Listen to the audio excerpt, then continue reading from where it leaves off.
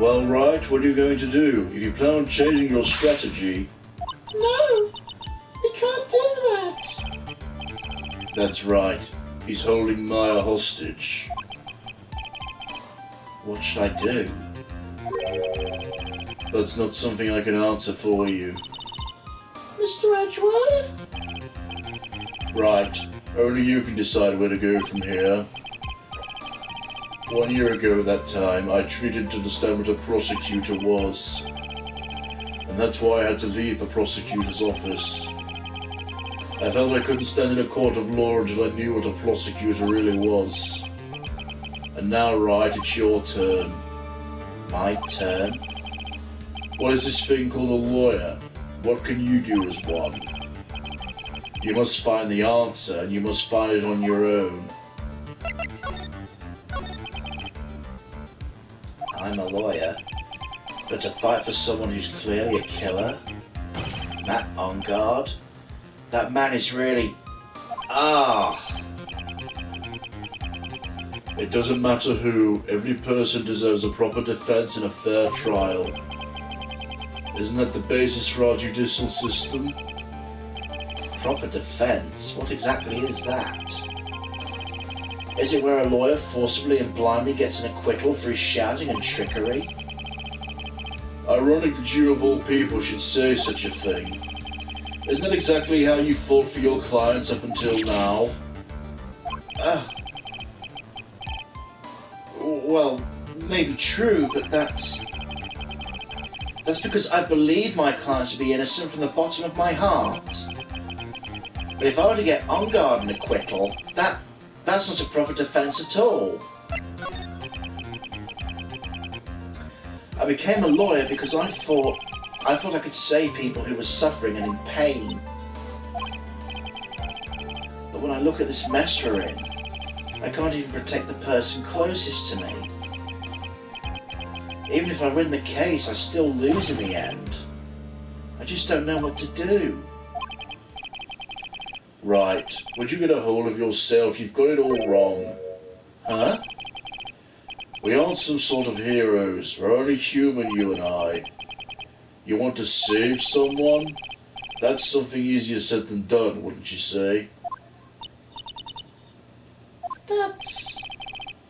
You're a defense attorney. You can't run away from that. You can only fight. It's all you can do. People like you and Francisco are always using... or you have to pin me down. You fight to the very end, even when you know the truth is not with you. But I'm not like you. I can't fight for a false verdict, for a man I clearly know to be guilty. Francisca, she fights for herself. The only thing she fights for is her perfect ring record, that's all. And? Isn't that the same as you? Isn't that why you ran away a year ago? Because your precious win record was destroyed? You're so petty. I see. Now I understand why you despise me so. However, you're mistaken. What did you... Thanks to you, when you sealed off my path to a perfect win record, I began to realize the error in my ways. I realized things such as a perfect record were meaningless. Huh? I don't believe you. Are you saying that's why you left the prosecutor's office? But then why? Why are you here now? The answer to that is something you'll find out on your own. I have faith you will see it before the verdict is read tomorrow. But if you can't, you'll be powerless to change the ending of this story. Mr. Nick, the transceiver! I'm sorry for what happened earlier. Now then, Mr. Attorney, what do you wish you can obtain an acquittal tomorrow?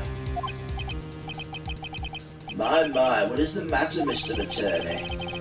I don't sense your usual anger this time. Tell me, please, why are you holding Maya hostage for Mr. Engarde's sake? Why are you doing this for that cold-blooded killer? Right. Please don't misunderstand things. He is my client. Don't toy with me. A man who hires an assassin is just as much as a killer himself. I believe you're asking me for a reason as to why I'm doing what I am. Yeah. This is what I like to call my aftercare. The heck is aftercare? My name carries a certain amount of honor and dignity, Mr. Attorney. I take great care to ensure that no suspicion falls upon my clients for my handiwork.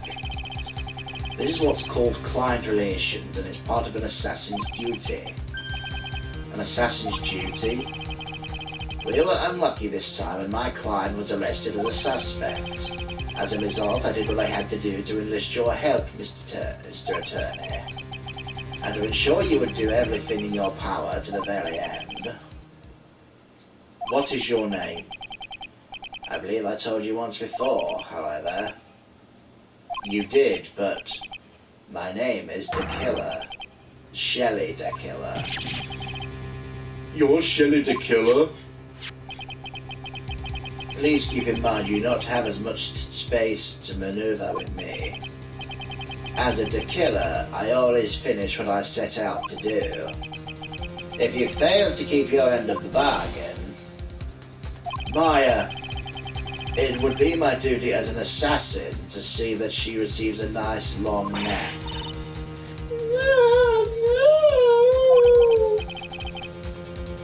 Now then, if you'll excuse me, if someone were to trace this signal back to me, it would be quite troublesome.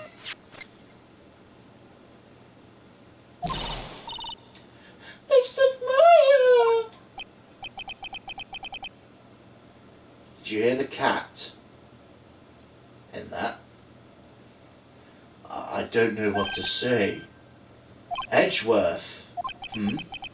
Did you hear that at the end of the transmission? Oh, it sounded like a cat. A cat? Can't be. That cat. Can it? What is it? I think I know where Shelley the Killer is holding Maya hostage.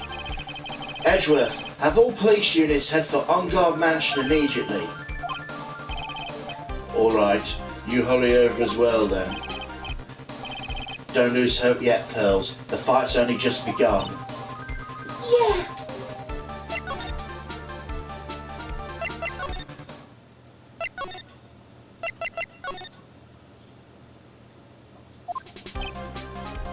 Maya! Please answer us, Mr. Maya! We have the area completely surrounded. There's no way for him to escape. Assuming he's still in the area. Can't believe it.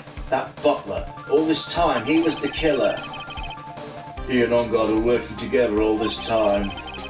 I'm sure they'd worked out a contingency plan ahead of time.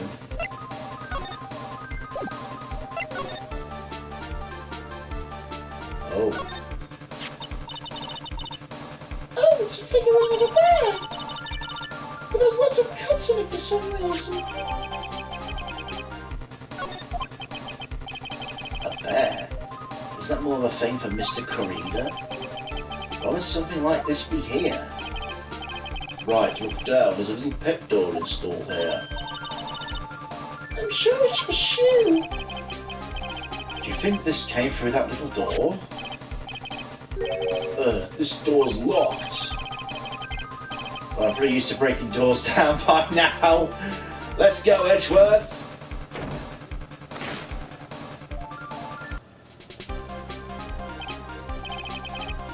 Oh, there's no one here.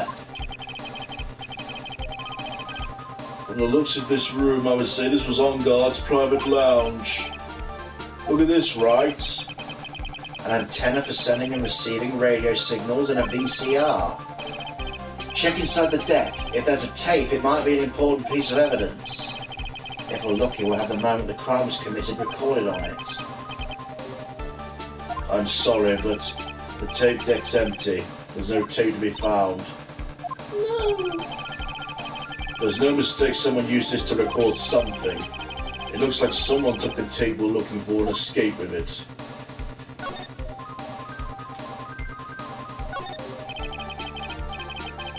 I can't read all the labels. It's a very large collection of videotapes. Looks like our god taped all his own shows.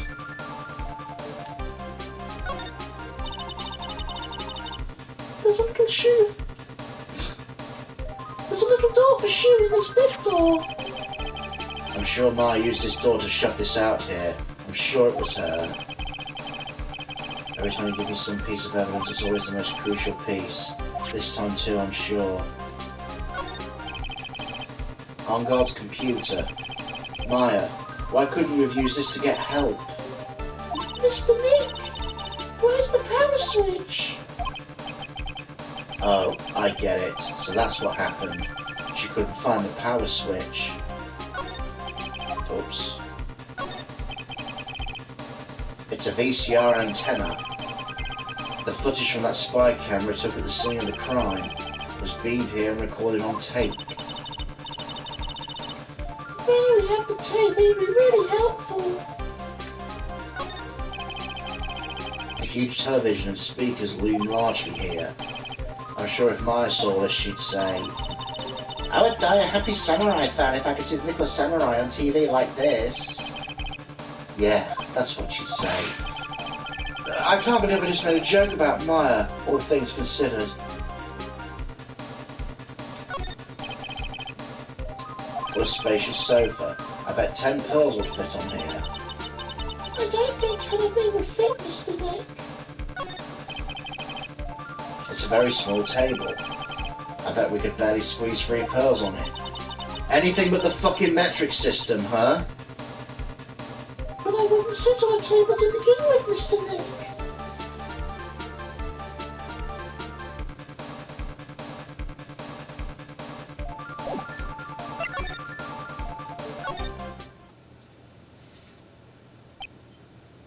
Oh.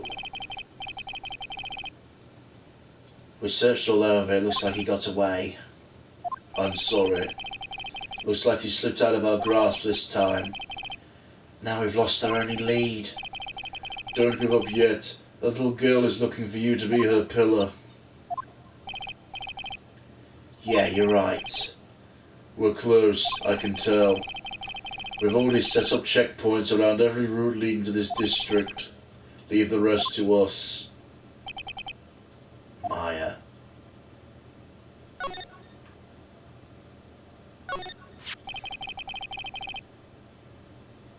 This looks like a picture of Ms. Impax. With love, Celeste. Ms. Impax? You mean? Yes, Mr. Karida's former manager. Why would a picture of Ms. Impax be here in Mr. Ongard's mansion? Why does it say with love? This might be a clue. Ah! What's wrong, Pearls? Please let me see that picture frame. What's so special about the frame? On the back, there's something written on the back of the frame. Maya. It's Mr. Maya. She left us a message. What?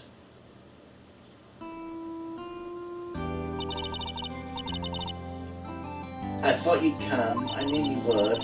Now listen up. You better get Ongard a guilty sentence, okay? If you get the creepy slime bag not guilty, I'll never forgive you ever. I'm fine. You don't need to worry. There's so much I want to write, but I don't think I have a lot of time left. Pearly, you're there too, right? Make sure you help Nick, okay? Someone's gonna watch out for the helper slunk. That's it for now, Nick. I guess I'll talk to you guys later. That's... No! Mr. Maya! Right. What's wrong? Why the blank stare? Nothing. We've searched the house and this is the last room. It looks like he's eluded us. Edgeworth. Yes? As far as clues go, I think this is about all I'm going to get. But I'm still short one last thing. A What's that?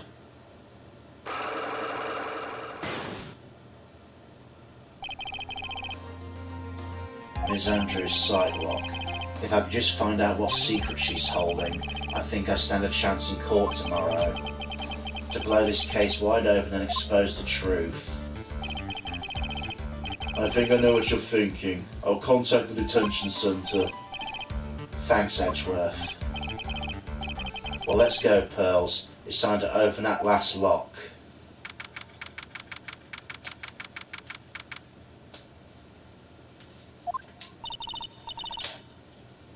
Good evening, Mr. Wright. What's wrong? You look ill. Ms. Andrews, I've come to remove your psych lock. Psych lock? I want to know, and you will tell me your secret. Fine, go ahead. Try to break me if you can.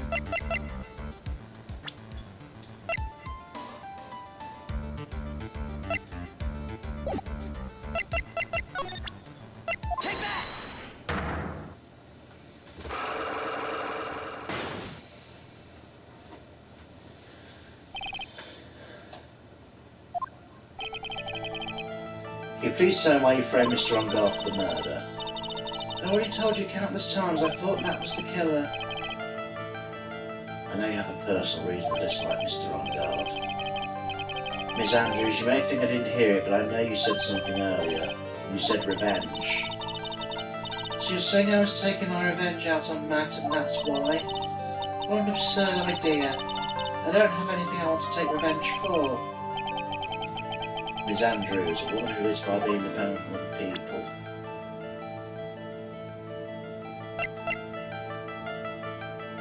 Take that! It's still not that. Fucking hell. Are you trying to help or hurt Matt with what you're doing? What do you mean? This random haphazard throwing out of evidence you're so fond of doing? That's not what I was trying to do at all. Then refrain from doing it anymore.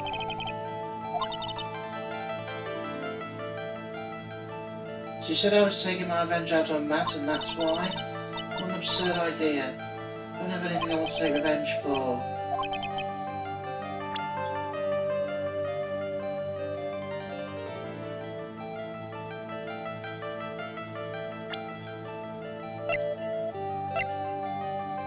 Take that! Celeste? There's only one catalyst that could cause you such strong feelings and even revenge, and that's Ms. Impax's suicide. What are you trying to say? Celeste was Juan's manager.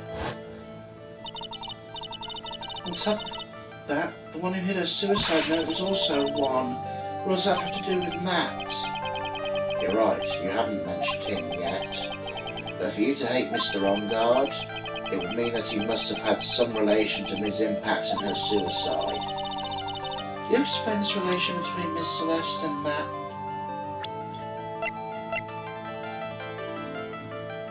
Take that! This is a photo of Ms. Impax, correct? She looks younger than when she passed away, though. With love, Celeste. This is Ms. Impax's handwriting, isn't it? Where did you find this? No, that's alright, it was a rhetorical question. Yeah, it is. I found it at Mr. Ongard's mansion. After all this time, my last remaining secret's been revealed.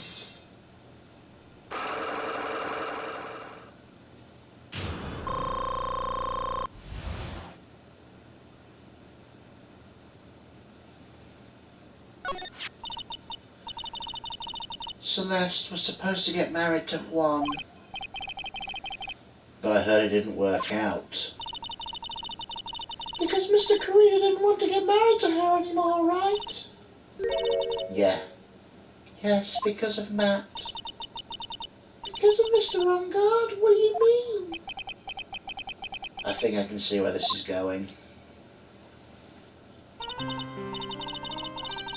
Celeste was match manager a long time ago. She was the happiest woman in the world at the time. I was working part-time back then, and I often saw the two of them together. So that's why it's written. So that's why that's written on the picture then. They were a couple, weren't they? It wasn't anything as splendid as that. Celeste was being used, toyed with until she was thrown away. That's so horrible. Matt's entire image is built around being how nice and wonderful of a man he is. A scandal would have destroyed that, which is why Celeste in her kindness moved over to Worldwide Studios. That's where she met Juan. She seemed really happy with him, even happier than when she was with Matt. Celeste and Juan were such a good match they were even planning to get married. And then it was suddenly called off. On the night Juan called the marriage off, Celeste killed herself. And that's why I framed Matt. Revenge for Celeste and for myself. Oh, shite.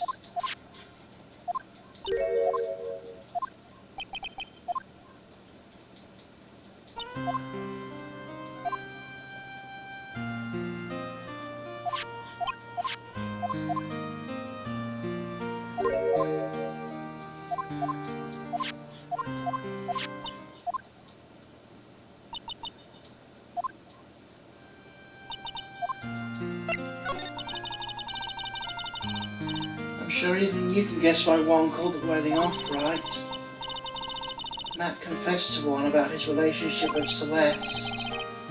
I see, so that's what happened. Why did Mr. Carino have to call off the wedding? I don't understand at all. It was really because of his worthless male pride. One of Matt and Roy's fierce rivals. Matt waited for the wedding announcement and then unleashed the truth on Juan. He was aiming for when it would hurt Juan the most. Poor Ms. Impax. That wasn't the end of it. That day I'm almost certain Celeste left a suicide note behind. And in that note she left a detailed account of Matt's various misdeeds, and so that she would never again be hurt by Matt, she chose to die.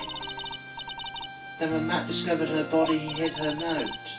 But why would he do that? Simple. One realised the note was a powerful weapon against Matt. It'd be especially damaging to his refreshing like a spring breeze image. In any case, with his pride hurt, Juan sought revenge. That word again. Juan wanted to publicly disclose the contents of the suicide note, at a time that would cause Matt the most damage, of course. And that was at the press conference after the stage show. I know all about it because I heard it all from Juan. It was so I could find out about all this that I drew close to Juan to begin with. They're quite a pair of hideous monsters, aren't they? Even Celeste's death was something for them to use in their game. That night when I found Juan's body, it was only natural I thought the murderer was Matt. Those two were always spying on one another after all. As for me, I was frantically searching for Celeste's suicide note. I wanted to destroy it before it ever went public. I was going to burn it. I'd even bought a lighter. But I couldn't find the note, and that's when revenge crossed my mind. I was going to bring them my own kind of cruel revenge.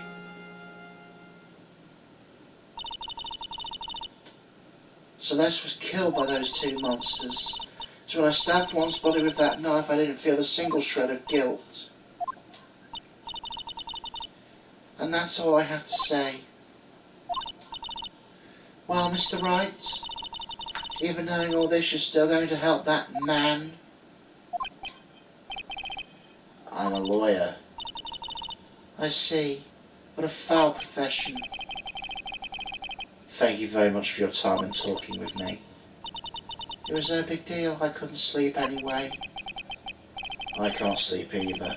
Not with my situation, or with what I know now.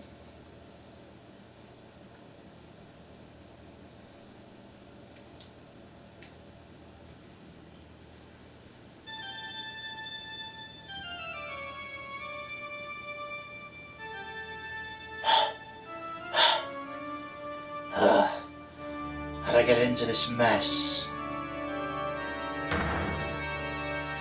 That's far enough! You can't run forever, Mr. Phoenix Wright!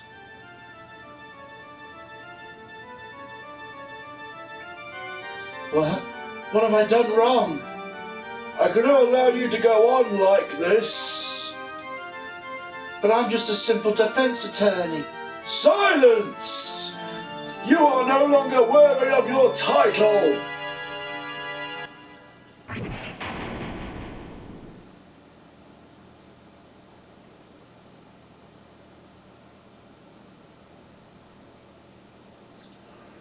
I've had this dream before, someplace, some time ago, as if this day was written into my destiny.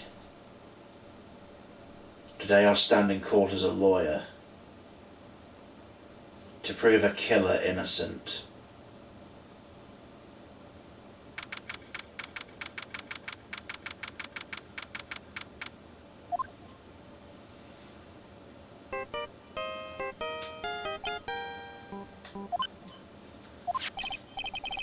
Hello, this is Phoenix Wright. You don't look so well, dude. You're gonna prove me not guilty today, right?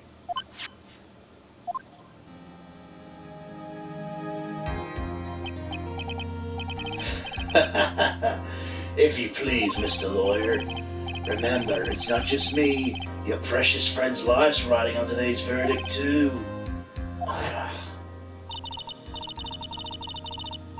Now listen up, you better get on guard a guilty sentence, okay? If you get that creepy slime bag and not guilty, I'll never forgive you ever. Phoenix. Mia? Maya, how's Maya? I don't know. You don't know? She hasn't tried to channel me since yesterday. Mia, what am I supposed to do? Well, like I said, for a lawyer, the worst of times is when you have to force your biggest smile. But you can't give up. There's still some hope left. Stop it, please. There's nothing left. Not here. Not anywhere.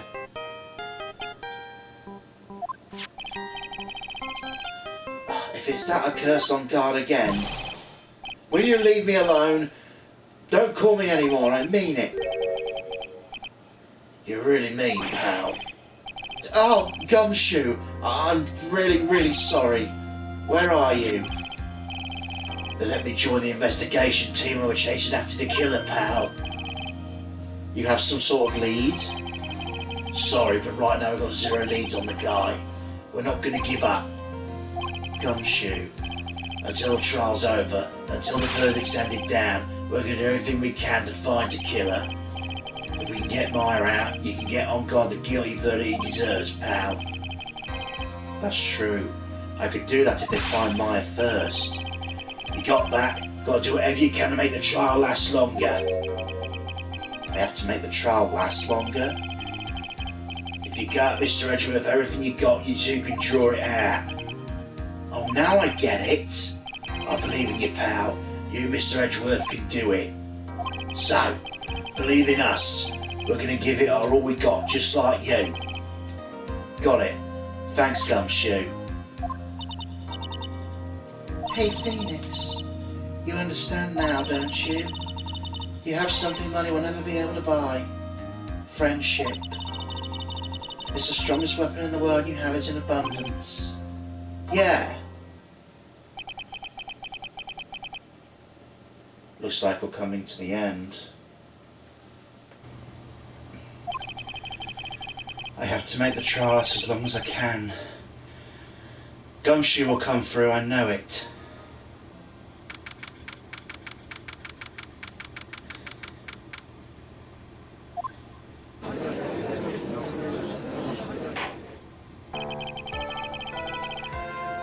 Court is now in session for the trial of Matt Ongard. The defence is ready, Your Honour. The prosecution has been ready for a while, Your Honour. Now, as I recall, we concluded yesterday's session with a big mystery on our hands. The mystery being what exactly Miss Adrian Andrews' role was in the murder. That is to say, is she really connected to the crime itself? Mr. Edgeworth, if you would please inform the court of today's proceedings. Adrian Andrews. She forged evidence that threw suspicion onto Mr. Ongard, and then proceeded to escape the crime scene by wearing a nickel samurai costume. The guilt of these actions are those from which she cannot escape. You're saying she's guilty after all? I'm not finished, Your Honour. Miss Andrews has nothing to do with committing of the actual murder. I would like to direct the court's attention to this card. What's that? Looks like a shell. This is the calling card of a certain assassin. Assassin, you say? Yes, Juan Corrida was killed by a professional assassin, and the person who hired the assassin, his client so to speak, is Matt Ongard. What a surprising turn of events! I would think it's become commonplace by now, Your Honour. I know what's going on this time, so I know that everything Edgeworth has said is true. But we still have to hold out as long as we can, at least until Maya's safe and sound. I wonder how the trial will turn out today. Now then, please call your first witness, Mr. Edgeworth. The prosecution calls the defendant's mentor, Mr. Will Powers, to the stand. Now then, witness, your name and occupation, please. Okay. I'm Will Powers. I'm a poor, underpaid action star. And what's your relation to the defendant? Well, that's, I guess I'm sort of a lousy mentor to him in a way, yeah. Mr. Powers, please, you don't need to put yourself down so much. Oh, sorry. I'm just kind of a nothing sort of guy. On the night of the murder, you visited the defendant's room. Is this correct? Yeah. I didn't know that. But you know, I didn't actually get to see Matt when I went. All you need to do is answer what you're asked. Now then, would you please testify about what you... I would like you to please testify about when you went to Mr. Ongard's room. Okay, sure.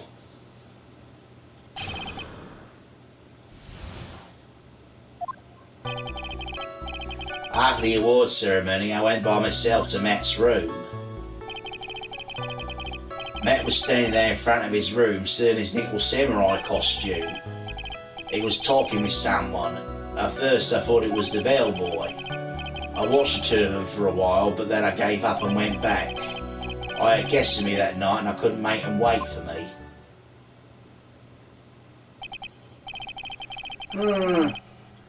Nothing sounds out of place in Mr. Powers' testimony. And talking with the bellboy is no big deal. If one assumes the person Mr. Ongard was speaking with was an ordinary bellboy, what are you implying? Well, Mr. Wright, let's have your cross-examination, shall we? Looks like we're in another sticky situation. A trap. Can't you smell it, Phoenix? But for us to find out more, we're just going to have to charge in head first, right?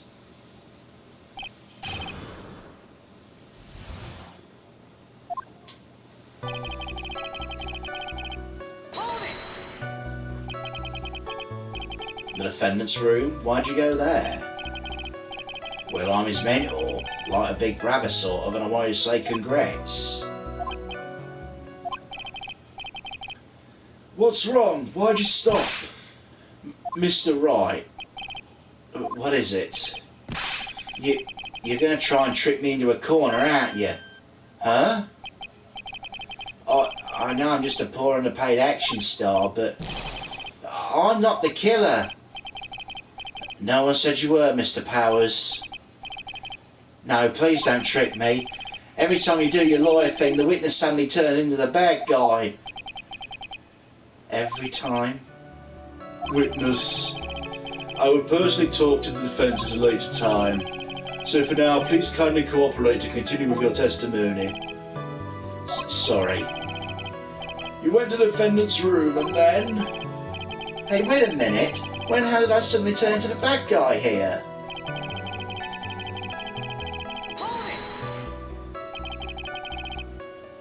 Are you sure it was Matt on guard? Yeah, I'm sure. He wasn't wearing the Nickel Samurai mask then. If that's the case, then he really can't be mistaken. And? What was the defendant doing standing in front of his own room? He was talking with someone. At first I thought it was the bellboy. At first? What do you mean by that?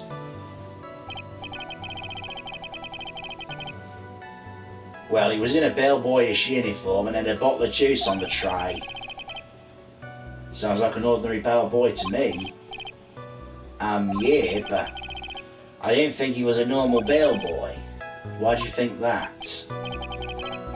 Why do I think that, Mr. Wright? How am I supposed to know? Sorry, I can't remember right now. Sorry. Guess I'm gonna have to wait patiently on this one.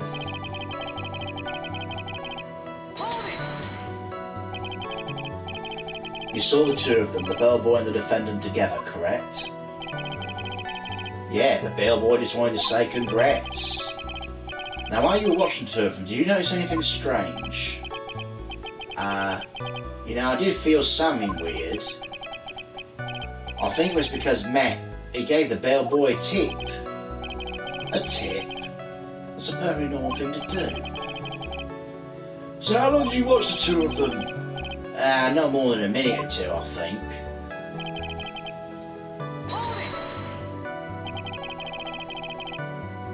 So who are these guests you're talking about?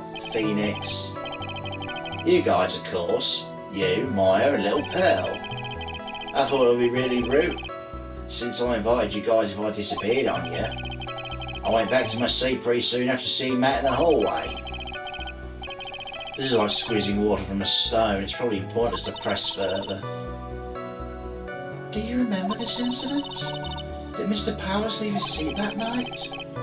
I don't remember that happening at all. Ma was making such a racket in her hyperstate, I ended up focusing on her. I see.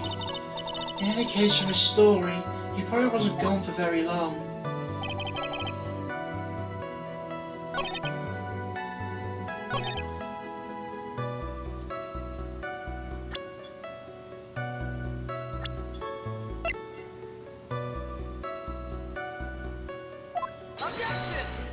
Shit.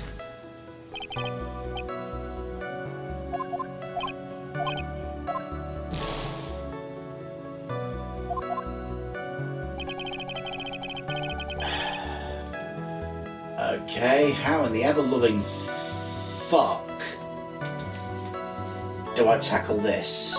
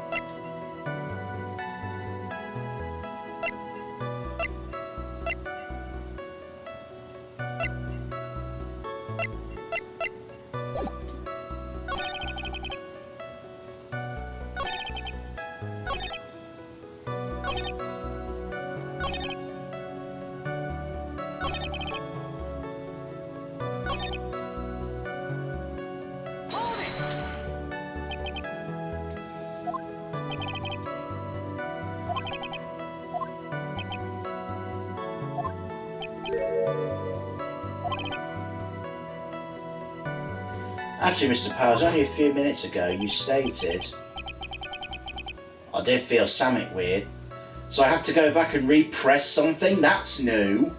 Why'd I ever think to do that? I think it was because Mac, gave the bellboy a tip. Could it be you felt something strange about the tip-giving incident itself? Ah, yeah, that's it. You really know your job. Mr. Edgeworth. Yes, Your Honour. This bellboy, he wasn't an ordinary one, was he? Perhaps we should let the witness tell us. Very well. Mr. Powers, please amend your testimony. You mean about the bellboy, right? Matt gave the bellboy a tip. So he gave the bellboy a tip. What's so strange about that? Well, you see, Matt's not a poor penny pincher like me. I was trying to figure out how much it was because the tip really shocked me. How much it was? Well, that's when something even more surprising happened. The bellboy was putting the tip he got in his pocket, and that's when I got my first good look at the guy's face. I was really shocked. I'm afraid I don't follow at all. Sounds like Mr. Powers was surprised twice by this event. I wonder which of his shocking moments I should ask about. The face. What was so shocking about the bellboy's face, Mr. Powers? Well, he wasn't exactly a boy, more like an old gramps. I hope you know that discrimination towards old men is a no-no in my court. No, that's not what I meant at all. As in the smack in the middle of the guy's face, there was a line of stitches. A line of stitches? Yeah, it went straight from the top of his head to the bottom of his chin. Almost as if the thread snapped and all the stuff in his head would come spilling out. He was there, at Onguard's house. He was that butler. What is it, Mr. Wright? Nothing, Your Honour. So that means Onguard was talking with the killer then. If that fact were to be exposed, Onguard would be declared guilty in a blink. Phoenix, you have to play dumb here. Pretend you don't know anything. Yes, Chief. You sure you don't have anything you'd like to say, Mr. Wright? What did you just say, Your Honour? Nothing, Mr. Wright, nothing. We're just going round and round in circles. Now then, Mr. Powers, please continue with your testimony.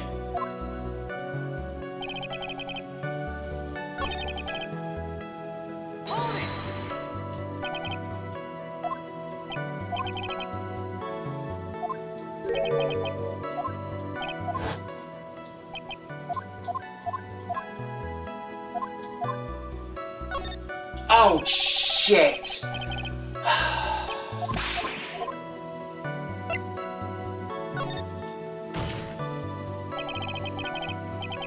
The defendant is a huge star. He can afford to give a generous tip, wouldn't you agree? Sure. But giving that much is maybe a little too much, I think. A little too much? Would you please clarify for the court about how much you would say the defendant gave the bellboy?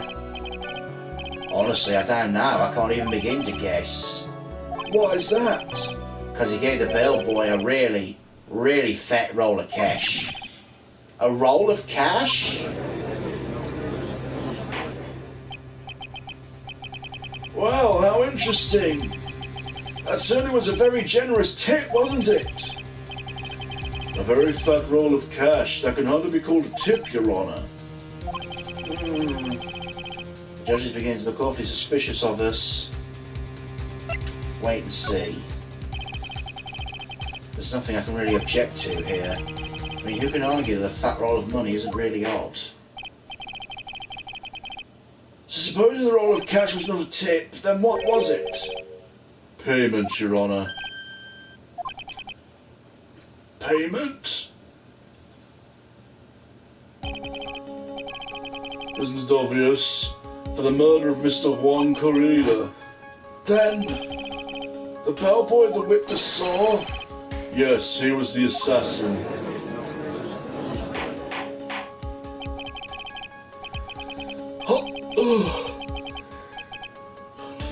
Excuse me. Hold your horses now, Mr. Edgeworth. You don't have any proof of this, do you? Have I ever been unprepared to support my claims, Your Honour? I have here the card Shelley the Killer left at the scene of the crime. Shelley the Killer? He's the person the police's special investigations team have been chasing for ages. I'm certain the person the witness saw this very assassin, Shelley the Killer. Really? What's wrong, Mr. Powers? Nothing. Something just clicked in my head and I think I figured something out. Oh? Actually, I saw the bellboy again later that night. What? Mr. Powers, please testify. Tell us what you saw. Yes, sir, right away.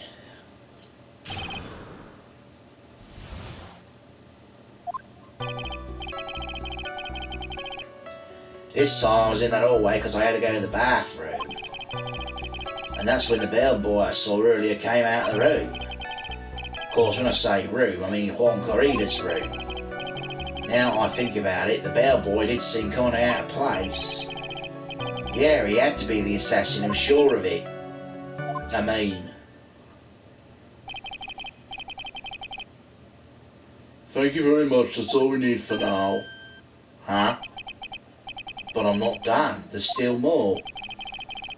Let's first establish that the bellboy was truly Mr. the Killer, then we'll see.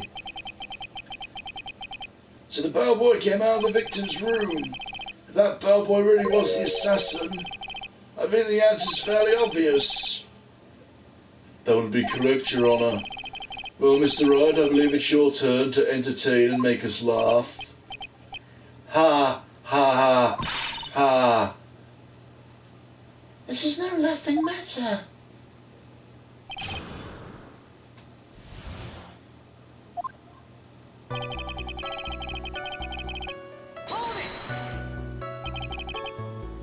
And what time was it? Well, I don't remember. It was somebody ended around 8, right? And I went to Matt's room pretty soon after that, and then I came back. And then I went to the bathroom. So I guess maybe it was around 10 past by then. You're not one for details, are you, Mr. Powers? Sorry. I thought maybe I could catch Matt and say my congrats.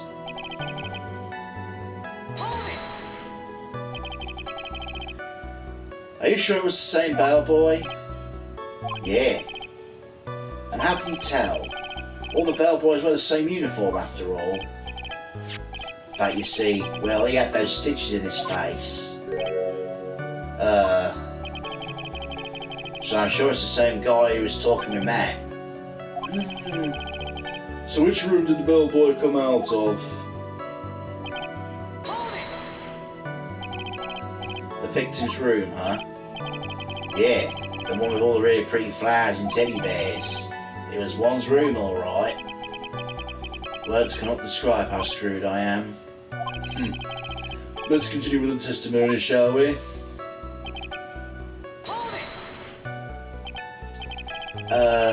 What exactly was so out of place about him?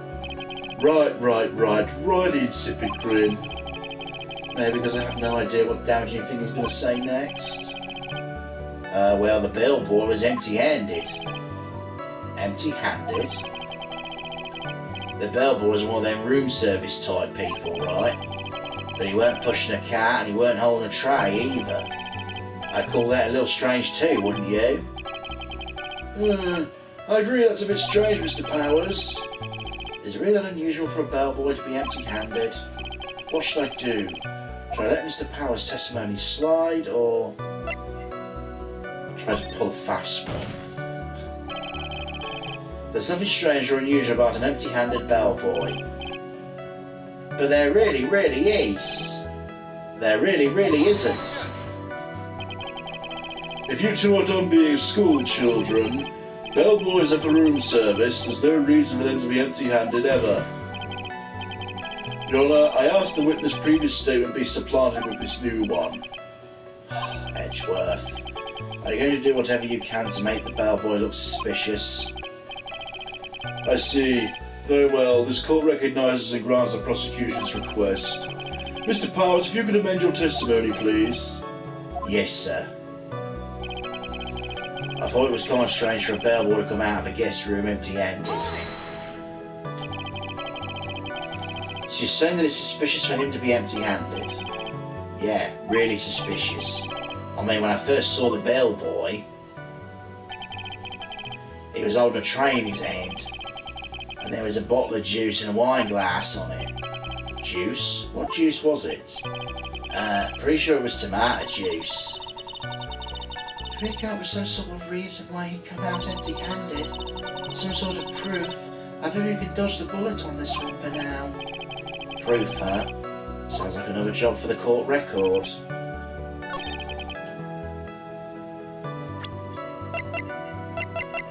Crime scene photo, right?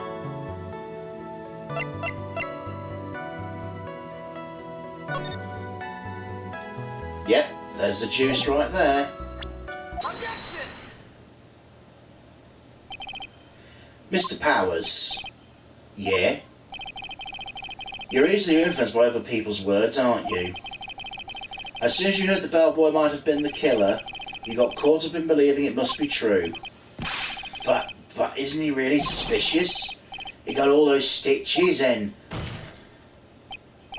So, a baseball has stitches. Are you saying baseballs are suspicious because they have stitches? Well, there's also, what about him being empty-handed? I'd like to ask the court to please look here. This is the crime scene. There's a wine glass sitting next to Mr. Corrida's body. The liquid inside the glass is tomato juice. And now, if you would look at what is on top of the table in the lower right corner here, anyone can clearly see that there's a tray with a bottle of tomato juice on it. The bellboy had just brought this to Mr. Corrida's room. He left the tray in the room, which is why he was empty-handed when he left. Ah. But that meant the bellboy had seen and left a dead body in the room. But can you prove Mr. Corrida was already dead at that time? Mr. Edgeworth? Yes? I blame you for leading me down this route. I'm terribly sorry. What's with him? Why is he laughing? Witness, isn't there one more thing you'd like to share with us? Is there? The bellboy was empty-handed, or should I say empty-handed. I recall you had something interesting to say about his hands. Oh yeah, I almost forgot. Huh? What? The bellboy was wearing gloves. Gloves? Yeah, pitch black leather ones. All the other bellboys don't wear gloves like that, right? Black leather gloves? Why didn't you mention them earlier? Sorry, it slipped my mind. Boy, does this make this bellboy look really suspicious. Alright, gotta focus, I can't get lax here. So what if he had gloves? A lot of bellboys wear gloves. Come on, Mr. Wright, the bellboy's wearing black leather ones. So, a football's made of leather. Are you saying all footballs are suspicious because they're made of leather?